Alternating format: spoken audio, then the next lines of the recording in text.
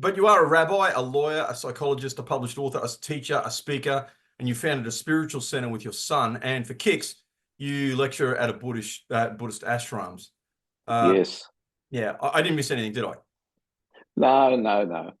All right. So I want to mine your mind, and I want to talk about Kabbalah, meditation in general, Yes. mindfulness. But I want to start off on a topic that's of interest to viewers and frankly to myself, because that's a good thing about being Yes. a host is I get to be a little bit self-indulgent. Artificial intelligence. Yes. You've lectured on this topic, and the exploration Yes. of AI is either explicitly or in the shadow of the exploration of human consciousness. Yes. Now, can you discuss the relationship between AI and human consciousness as you see it?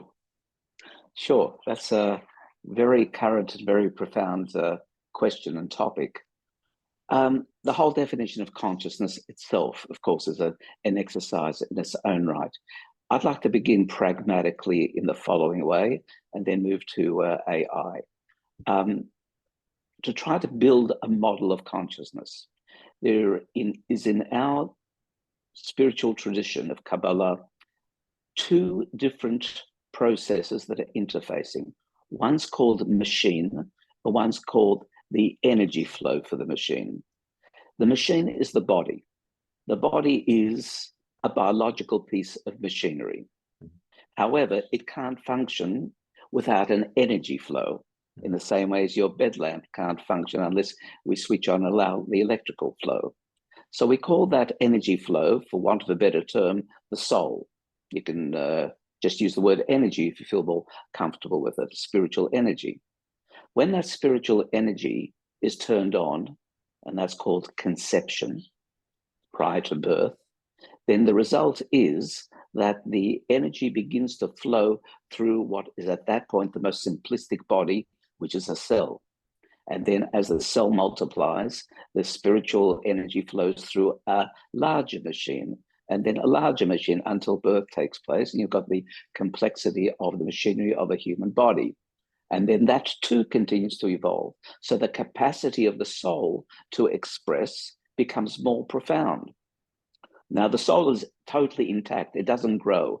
It's fully there. It's programmed. It's already a finished product, but it doesn't yet have the hardware, which is the body, to be able to optimally flow through it until maturity sets in. And then even with life experience and body growth, it continues to have even greater capacities of expression.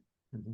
Consciousness, coming to the crux of the matter, is the human experience of that energy flowing through the machinery of the body. So, for example, if I experience the sense of touch, and I'm consciousness of the touch, that means that the soul energy is flowing through my fingers to the tips of the fingers. In much more complex ways, the brain. The brain is a much more complex piece of hardware, and therefore, when we operate the energy through the brain, that experience is called mind, and that becomes mind consciousness. Okay. When we experience the total flow of energy through the whole body, that's what we commonly call consciousness. It's a sum total of everything. Let's talk about IT for a moment. IT also is made up of the two components. You've got the hardware and you've got the software. Mm-hmm. And both have their limitations. The more sophisticated the hardware, the greater the capacity for more sophisticated software. Software is written by human beings. Mm-hmm. Hardware is constructed by human beings. Mm-hmm. So ultimately, each step of their development is defined by the limitation of human beings. But you can't compare the software to the flow of a soul through the body. In other words, it just depends what we happen to input. If we input bias, there'll be bias. If we input racial vilification, there'll be racial vilification. If we input anything in terms of certain pieces of data, not other pieces of data, that'll be limited. We will never, ever, this is a big statement, get to a state where IT is conscious or sentient, because that is a completely different process. It's not just a matter of software. It's not just a matter of electrical circuit. It's a matter of something which is of the nature of infinity, which is the way we define the soul, interfacing with finity of the design of the human body, etc. That can't be replicated. All we can do is become more and more sophisticated in our programming and more sophisticated in our hardware, and therefore be able to achieve more. One last statement. Of course, a calculator in a computer is able to compute much faster than we can. So we jump to the conclusions that it must be superior to us. And then we jump to the next conclusion. Maybe it'll reach a superiority, which therefore ultimately will have the consciousness, which I'm saying to you it can't, to be able to enslave its master, the human being. Impossible. That's sci-fi at its worst, meaning a proposition that cannot actually take place. No, that won't be the case. We can use IT as a great tool in the same way as we use a hammer as a great tool on a nail. Our hand can't hit as hard as the leverage of a hammer. So do we say the hammer, therefore, is something we're scared of because it'll become so hammerful that it'll outgrow the human being? Ridiculous statement. Same with all computer technology. Yeah, well, I hope you're right. I do see it more of an augmentation thing. The other thing I agree with completely is fundamentally, this is it's all about the relationship between the finite and the infinite.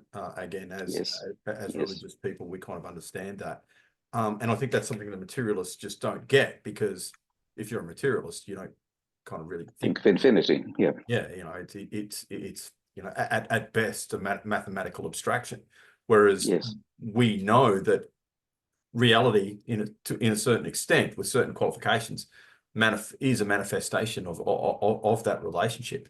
Yes. But I just want to make a quick comment, and I'd like you to kind of like comment on the comment to make sure also that I'm kind of following you. One of the things I really do like about this discussion that we're having right now is, like, finally, materialist people and secularists are starting to get it when we talk about spirit. Yes. They get it, because now what is kind of like provable is you have a form of intelligence. Okay. Now it's a programmed intelligence and everything, but as you pointed out, it's separate, it's disembodied. It's separate from the body, separate from a body. Yet it can still, like, I mean, if you talk to your, you know, a Siri or whatever it is, get information from it, this thing can influence you. And so, like, that means that now that we can prove there are disembodied intelligences that human beings, you know, mortal material human beings, can have a relationship with.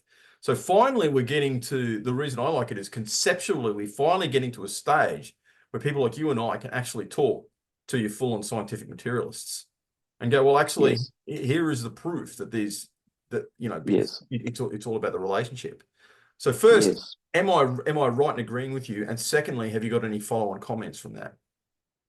Yeah, I think it may not be as straightforward for materialists, as you call them, to be able to accept the notion that there is something which is not subject to normative measurement of time and space, which we call the spirit or the soul or what have you.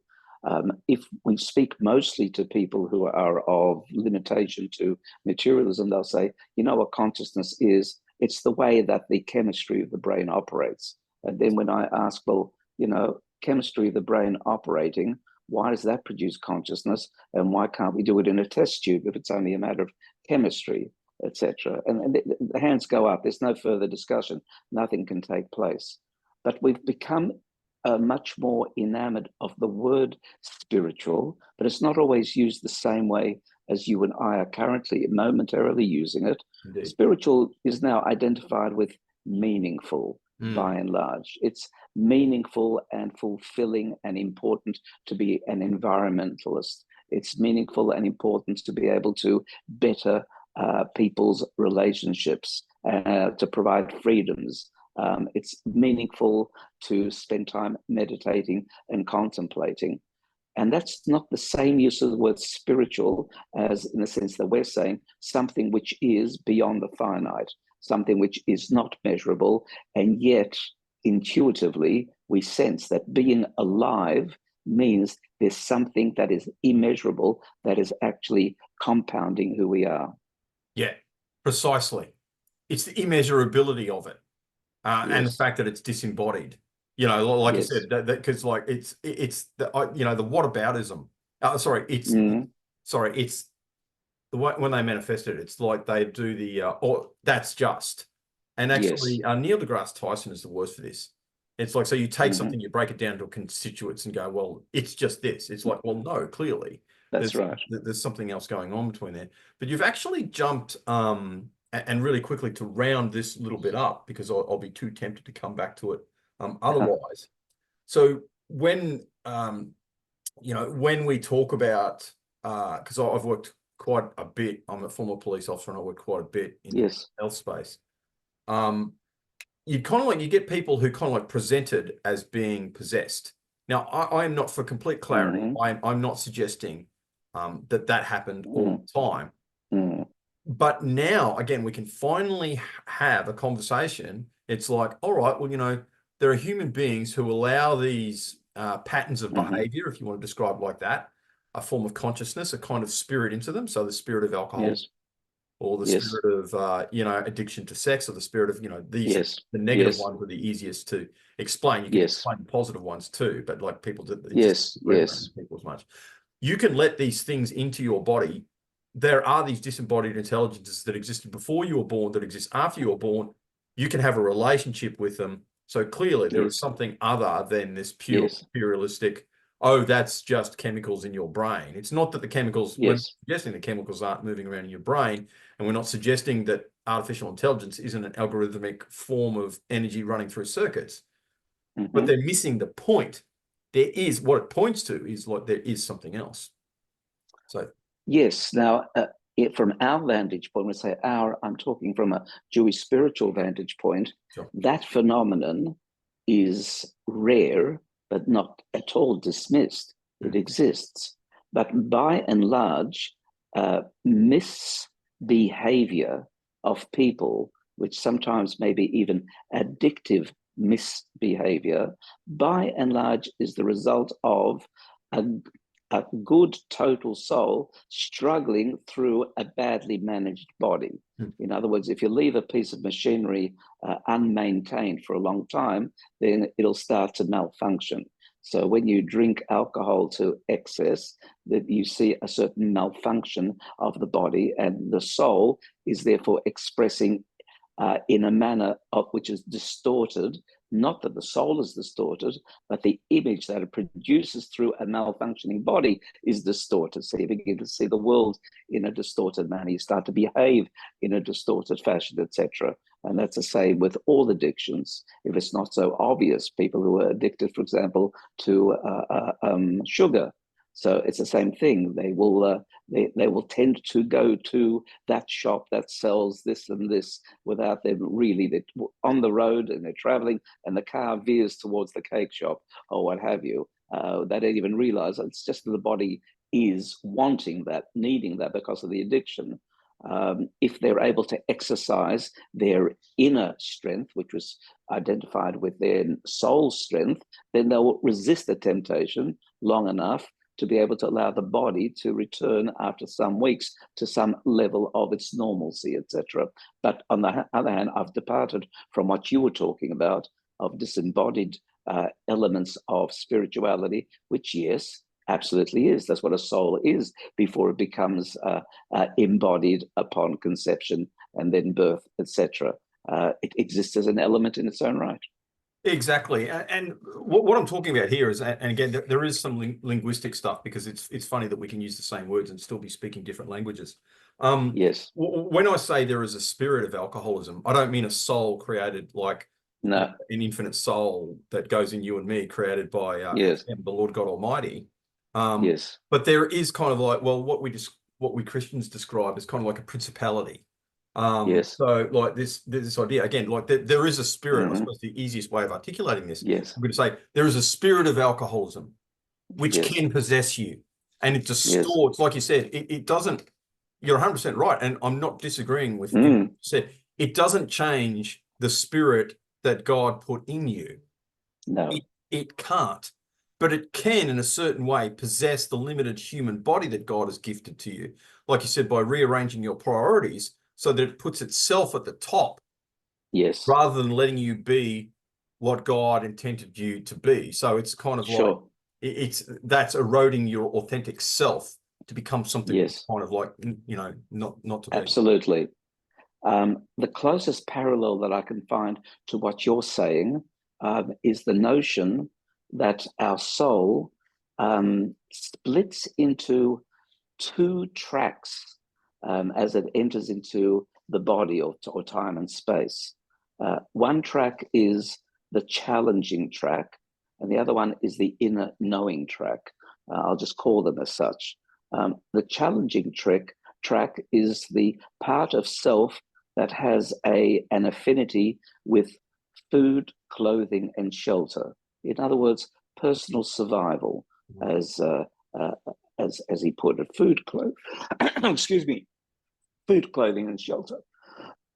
But the problem with that track is that it doesn't know when to stop. How much food? What kind of food? Yeah, exactly. Clothing, how much clothing? A shelter. You need a chandelier in the lounge room, and the person who goes beyond that needs a chandelier in the toilet as well. So what we're saying is that food, clothing, and shelter are our means of survival, that it serves a good purpose, but it doesn't stop. Therefore, our other track, the positive inner knowing track, says, okay, you do need food, clothing, and shelter, but this is what's reasonable, and stop there. This much food, this much clothing, this kind of shelter, etc. So we've got constantly this inner fight, this inner competition, and every moment that we think, every moment that we speak, and every moment that we behave, it's a resolution of that competition between the positive and the less positive within. What you might call, in your tradition, the spirit of alcoholism, we might call is the lower order self of the soul, so to speak, tempting us or testing us is a much better way of expressing it. Oh, yeah. Yeah. Look, in both ways, I mean, that's an important distinction. I'll give that. But both of these, because, we, and look, not that I can speak for Christianity, but like, that would be incredibly presumptuous. But the way I understand my faith is, and I'm not a theologian, is that, you do have disembodied spirits that can, do wander the earth and can act on human beings. But it's interesting. The thing that I found in common and the thing that I like most is fundamentally all of these things come down to the relationship between these two apparent extremes. And the funny thing about having a relationship is it links what appears, things that appear to be binary opposites. So in that way, you're getting this, you're getting infinite you get meaning, which is infinite and like you can't feeling it, but it's having a relationship with, material finite, and it's in it's in this, and it's in the consciousness, in the experience of, as you said, that these two apparently binary opposites are resolved. And incidentally, the other beautiful thing about that is it's actually a reflection of the relationship of God and the earth that he's created, because that's fundamentally a relationship between the infinite and the finite. So you have this pattern that keeps on, showing itself everywhere, from the moment of creation, but like we're doing that all of the time. So that's, I mean, that's the way I interpret it. Feel free to correct. But the other thing I wanted to jump on is, like, very early, you jumped about 4 or 5 questions, and I haven't even got there yet. And I knew this was I knew this was going to be good. I knew this was going to be a dead set pearl, all right, fair dinkum. So there's this really, I'm going to show you a short clip from, and I want you to comment on it. It's got Jordan Peterson. I'm sure you've heard of him. It's got John Vervaeke. He is brilliant. He's a Neoplatonist. He dabbles a fair bit kind of like Buddhism as well. I like it as well. Bishop Robert Barron, who's a Catholic bishop, and Jonathan Peugeot, who is an Orthodox Christian. Now, these chaps are kind of like called the four horsemen of meaning, because like, I don't know if you remember, ironically, a few years ago, the four horsemen of the apocalypse, the atheist movement were, of course, Dawkins, Hitchens, et al. Yes. And these chaps are kind of like the returning four horsemen. Right. Does science exist? Okay, if it is, what kind of entity is it? And tell me, using physics or chemistry or even biology, use just that ontology and those methodology. Tell me what science is, and tell me how it has the status to make the claims it does. And tell me how science is related to meaning and truth, and how do meaning and truth fit into the scientific worldview? They're presupposed by that worldview, but they have no proper place within it. That's what I mean. So whenever we're doing the science and saying this is what the world is, we are absenting ourselves from it. We have no home in which we are properly situated. And I think that ramifies through everything we think, say, and do to each other and with each other in a profoundly corrosive way. That's what I mean by the meaning. Okay, what's the profoundly corrosive way? How does that ramify? It causes enormous suffering. So, I mean, I was talking to somebody just the other day in Australia, and there are more deaths by suicide in Australia right now than COVID. Yeah. And Australia is one of the epitomes of, the best countries in the world, affluent, liberal democracy, not much conflict, been at peace for a long time, blah, blah, blah, blah. All the things that the Enlightenment said would bring in unending happiness. And what you have is spiking in suicide. You have the loneliness epidemic. You have the addiction epidemic. You have people choosing to live in a virtual world rather than the real world. You have all of these things that are pointing to the fact that there's a significant stressor. You have positive responses too. You have the mindfulness revolution. You have the resuscitation of ancient wisdom philosophies like Stoicism. You have you have the work of people like right here. I mean, one of the things, I hope Jonathan takes this as a compliment because he knows that how highly I think of him. I think one of the things that Jonathan is doing with his work is responding to this suffering and the meaning crisis. We were drawn to each other because we both saw the zombie as a mythological representation. The culture was saying to itself, we're suffering a meaning crisis. I'm talking too much. I'm going to stop. But Jordan, if we go back to the image that you used, I want to play another few minutes. Sure. But first, I'll get you to comment on that. Okay, his statistics weren't accurate. He was making a good point. The truth is that in 2024, there were 3,000 approximately suicides in Australia, and there were 9,900 deaths from COVID. So, yeah, you're right. He's wrong that there's more suicide than COVID, but that doesn't change the principle that suicide is a high rate here. I don't know if it's necessarily one of the highest in the world, but it is high. And in the Western world, suicide is high. Japan in particular is high, which means people's fulfillment quotient in life is at some level of low measure, etc. But his initial comment, science has no place to explain the nature of truth. Yes, that's true. And a good scientist would admit that. A good scientist says science is subject to the measurement of time and space. Anything that's not subject to being measurable by time and space is not true science. It's not even necessarily a theory. It's not even a hypothesis, because a hypothesis is a proposition that can be scientifically measured. And a theory is something that can be scientifically measured. So it's only another belief, a competing belief with other beliefs. So a good scientist knows the limitations of science. For example, no scientist can say scientifically, this is good or that is bad. That's not a scientific measurement. That's part of belief and axiomatic human propositions. So there's a clear difference. That doesn't make it necessarily more legitimate. Science can say certain, what we will call truths within science. The distance from point A to point B is X.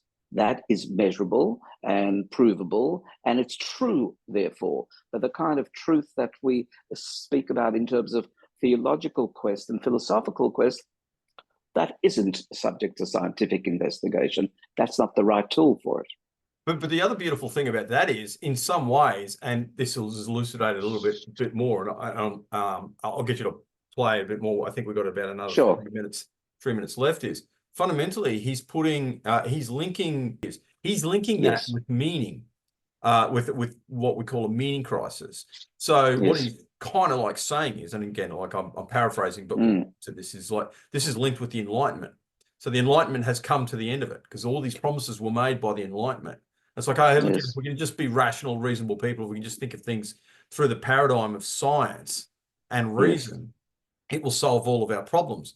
But directly the opposite has occurred, and that is, and they kind of like go into this a bit, like, spoiler, like it's fundamentally a crisis of meaning, and meaning comes between getting the right relationship. It's one of the things that you said really, really early that totally resonated with me.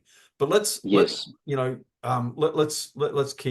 okay, all right. This, and look, we'll go up to about 6 minutes 57. So we've got another 3 minutes, which is the idea that we project meaning on an objective world. Already, you can see the alienation that is bound up in that very proposition, which is, okay, so where are we then? We're not in the world. We're like these kind of ghosts that are floating above reality. Like, and where does that come from? Like, where does that floating intelligence come from that's able to separate itself so completely from the world that it's able to just analyze it objectively and then project and then realize that it's projecting subjective meaning on top of it. And so once I think that some of the work that John's been doing and some of the work that you've been doing is to realize this embodied reality is that we are in the world and we are part and parcel of the manner in which meaning, even the world itself, discloses itself. People who think they can imagine a world outside of human consciousness, like, where are they? Where are these signs? Where are they standing that they can tell us that we are projecting meaning onto the world? Are they like gods, up in the world? They would never say that. They've taken themselves out of the equation. And so coming back into reality and understanding this image of communion, for example, like a lot of the images that John is saying is really this image of communion, is that meaning is relational, that it's communal, that it's all these things that can help us even understand, once again, what the religious patterns are for, is to just it's actually holding reality together. And once we've broken that, then we get this increasing alienation, we get the increasing fragmentation, the suburbs as just a spread of people that don't know each other, they don't have common projects, that have nothing in common except that they're living in just this equal space. And so this kind of reducing of hierarchy in the world that the scientists wanted to happen, it's happened now to us, and everything's breaking apart and nobody can hear each other. And it's a direct consequence of that thinking. You are one of these chaps. You're addressing this meaning crisis that we're going through, which is literally, and I mean this literally, tearing us apart, not just as a society, but as individuals, because there's no greater slap in the face you can give to this idea that you're in, you are spirit and body united in one, than taking your own life. But of course, let's hear your take. Look, one of the things is to be able to distinguish the limitations. And I come back to my previous proposition. No, science can't proffer a vantage point on, say, theological beliefs. And that's what the gentleman was being quite strong about. He says, what place does science have to tell us what we are believing? And of course, science can't. But on the other hand, neither can belief tell science what it perceives as its belief. And that's the issue. Scientists are human beings and theologians are human beings, and all of us are. And we all live by beliefs, even the scientist.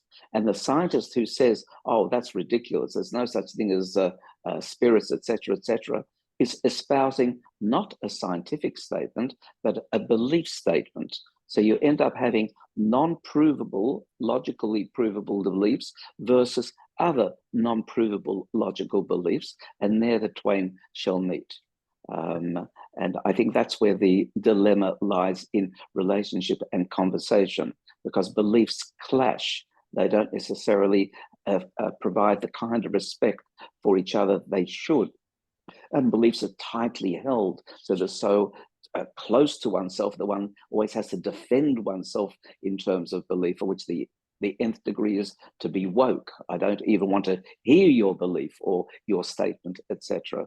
But I think it's just a misunderstanding that scientists are not human beings. They're as human as the believer is, and scientists do believe. Yeah, 100%. Now, Kabbalah.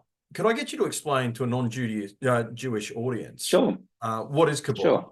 Not so much the history, Okay. but like, what is it? Like, what purpose does it have? What does it do functionally? Right. Can you make it intelligible for a lay audience? I'll try. Yeah. The word Kabbalah, which is the modern Hebrew pronunciation anglicized, and the more colloquial pronunciation of older times is Kabbalah. But I'll use the modern one, Kabbalah, just for the sake of being consistent here. Comes from the Hebrew word lekabel, to receive. It means that it's the tradition going back to Mount Sinai, Moses, where the Torah, what is commonly called as the 5 books of Moses, was conveyed to the Jewish people and was continually relayed on for generations to the present time. But it was relayed and taught at Mount Sinai at 4 levels. I'm not going to now go into detail of the 4 levels, but the 4th and deepest level is the level where reality is abstracted into identifiable energies, mathematical relationships, an understanding of the spiritual tools used within the context of creation itself. So it's pretty deep and pretty abstract at the same time. And so Kabbalah is an exposition of the 5 books of Moses at the deepest level that I've just described. That's what Kabbalah is. The way I kind of understand things with my very limited conceptual grasp is Kabbalah, sorry, my Queensland accent. Kabbalah. That's fine. Yeah, yes, yeah. Go on. North Queensland. It's kind of like grammar. It's the like. So what I'm talking about there is, it's the rules of choice of not just words but letters, sentence structure, and even punctuation that helps us to correctly interpret the Torah. Sure. But as a quick aside, many Christians, and there will be some Christians watching this, think the Torah is just the Old Testament. It's not. It's, as you said, it's 5 books of Moses. So it's Genesis, that's correct. Leviticus, Numbers, and Deuteronomy. So that's right. Yes. Absolutely. Well put. One aspect of Kabbalah is what you described. So, for example, when it says right at the beginning of Genesis, and God said, let there be light, and God said, let there be a firmament. The question is obvious, why God said? Why are we using anthropomorphic terminology like speech that attributed to an infinite God? God doesn't have a mouth that speaks like you and I. But nevertheless, we are, the Torah itself at its main primary initial level is an analogy. So what do we do when we speak? When we speak, we're revealing something that's within. If I'm thinking as opposed to speaking, then you don't know what's within me. When I speak, I reveal what's within me. Not all of it, because it can't be translatable accurately and totally into words, but words convey sufficient amount that I want to reveal of myself. God revealed something out of nothing. Therefore, the correct metaphoric language is speech and not thinking. Now, speech is made up of words. Words are made up of letters. Letters are shapes. Letters have, when they're expressed in words, vibration. So that each letter has its 2 qualities, a vibrational quality from the sound, and it has at the very same time a shape. So each of the Hebrew letters is in fact a description of the flow of that letter energy used to create the world and the energetic vibration that it contributes to the 22 building blocks, the 22 letters of the alphabet, towards the whole construction of a finite physical world. So I really quickly want to jump in there just to make sure that I'm keeping up. I think I am. So like if you've got one letter it's a symbol. It's symbolic of a greater reality, but the symbol that we see is shaped by, in some way, by the actual reality that it's trying to articulate. Is that correct? Yes, the shape is actually a depiction of the trajectory energetically of that force into the world of time and space. And the sound that we enunciate by breath being impinged on the larynx and then shaped by the 5 parts of the mouth, the tongue, the teeth, the palate, the throat, and I think I've left one out. That is the vibrational quality that we are able to analogize with our speech, which also provides sound. Wow. Yeah, that is, again, so you're getting this reflection, you're getting a material, you're getting a material articulation of something that's inarticulable. So it's a kind of like shadow, but it's still shaped by that kind of thing. Correct. And it's really interesting that God created everything through the word. That's just so isn't that amazing? Yeah, so it is. It is. And don't forget, the end product of the creation of the world is a finite world. Yeah. And we make finite sounds because we're operating spiritually within a finite world. Like, you know, then you think to yourself, well, okay, so what is a word? Well, a word is articulated thought. So it's kind of like thought come together and articulated. So there's even a degree of, like, there's a separateness but sameness. And it goes beyond that. It goes beyond that because even the articulated thought, if not the word, derives from some level of desire and want. I have to want to articulate that word. What does wantingness mean? What does desire mean? Where does that come from? And goes on and on. Yeah, I mean, and what we're trying to do is look into the mind of God, and like best of Bruce luck with that. But I mean, you know, I think he kind of likes it when we do that. Interestingly, and I'm going to move on. I'm tempted to stay with this, but I think it'll get too deep, and frankly, I've already hit my. I'm getting it's stretching my degree of understanding already. Okay, so let's talk ritual. You know, people snigger at it, but I don't. Yes, like being Catholic, I understand that. Performing a ritual is a way for humans to link their finite selves with infinite God. Speaking a word, like, me saying hello, Rabbi, is a ritual. So when you're performing a ritual, you're engaging in a pattern of worship that emulates and thereby links you, a limited human, with Almighty God, creator of the universe. Can you discuss that and tell us what's your favorite Jewish ritual? My favorite Jewish ritual is, would you believe, a blessing before one eats. Making a blessing before you eat. Why is that a very important ritual for me and for people at large? Is because we're eating then intentionally. What does that mean? When we make a blessing, what we're doing is we're preparing ourselves spiritually for a very, very important human task as being a lever of creation. I often ask people at the outset of this kind of discussion, what gives you the right to kill an animal and eat it? And then they say, well, I'm a vegetarian. Then I'll continue. What gives you the right to kill a plant and eat it? Because a plant possesses as a soul as much as an animal does, as much as a human does, as much as a stone does in our tradition. Nothing can exist as a tangible thing without spirituality maintaining the integrity of that thing itself. So, what gives you the right to eat your lettuce then, etc., and cut it from the ground and remove it from its source and the like of growth, its own growth?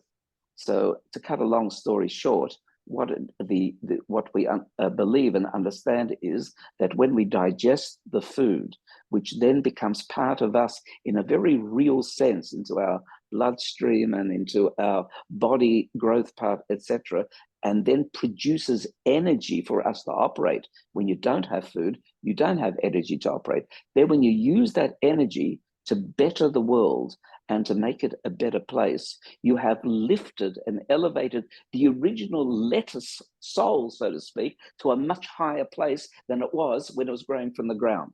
hierarchy. The human being is the lever of creation. And by uttering the blessing as you enter into that process, it allows you to have a sense of consciousness of how important it is that what you're going to now undertake, which is to take something which is outside of you and put it inside of you, which is an enormously mysterious and strange activity. Indeed. And see, the magnificent thing about that is too, like, you know, when you even discussed like having a soul, and I know, well, I think I know. Yes. That even inanimate things have a soul. It's kind of like they're brought together by meaning and were also created by the Lord God Almighty. So like, and what other dimension, which I'll just pick you up on, for example, when a person dies, God forbid, there's still a body.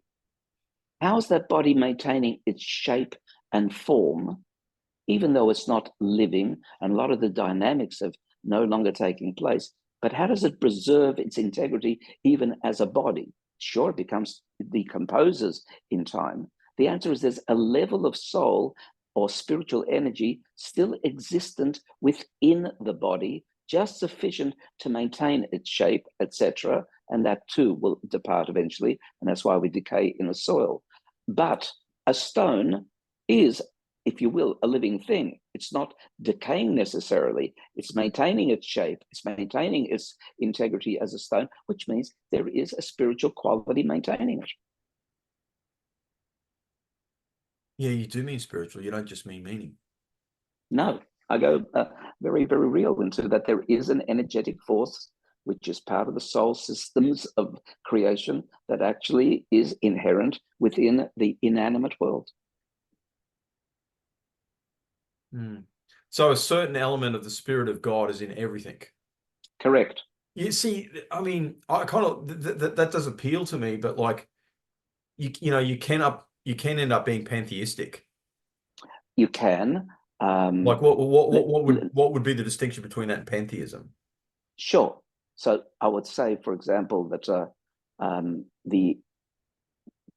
well-known expressor of pantheism was a guy called Spinoza. Yeah. Spinoza was equated with God is nature, etc. And it's interesting there that the Hasidic take on Kabbalah, which I belong to, called the Lubavitch or Chabad Hasidic movement, which learns and studies Kabbalah as well, says the same thing. God is nature, but there's a big difference. While Spinoza said God is nature, Hasidism, Kabbalah will say God is in nature and more.